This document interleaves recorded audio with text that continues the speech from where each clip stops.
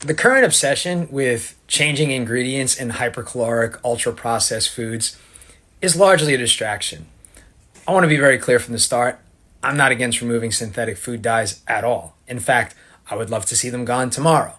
But while we focus on dyes, which I fully support removing, we are losing sight of the much bigger issues that actually determine public health outcomes. So the question we should be asking is, how are we celebrating dye removal while protections with far greater consequences for our health outcomes are being quietly ignored?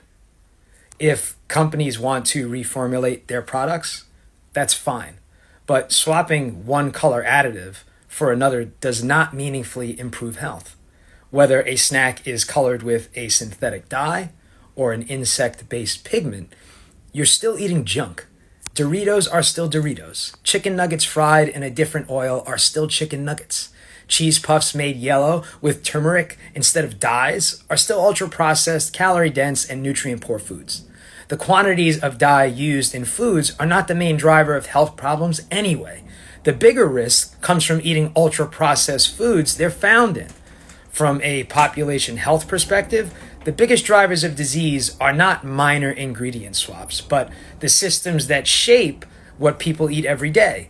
Right now, too much attention is being placed on small cosmetic changes, like which oil is being used to fry our kids' Happy Meals, or pushing for Coca-Cola to use real cane sugar, instead of focusing on efforts that will actually improve our health.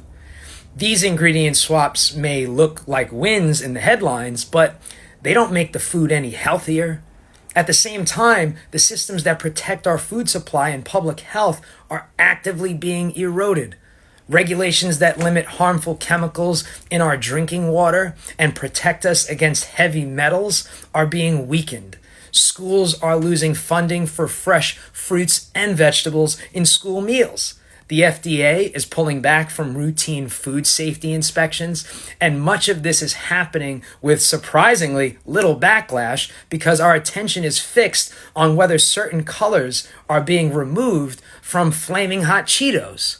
Meanwhile, 1 in 5 children in this country, 14 million kids, are food insecure. Those are the issues that truly determine health outcomes, not whether junk food is dyed differently. If we were serious about improving public health, especially for children, the focus would be on structural solutions, not cosmetic ingredient swaps that don't change the health risk. I would love to hear what is actively being done to address those core factors, because that is where real progress is made.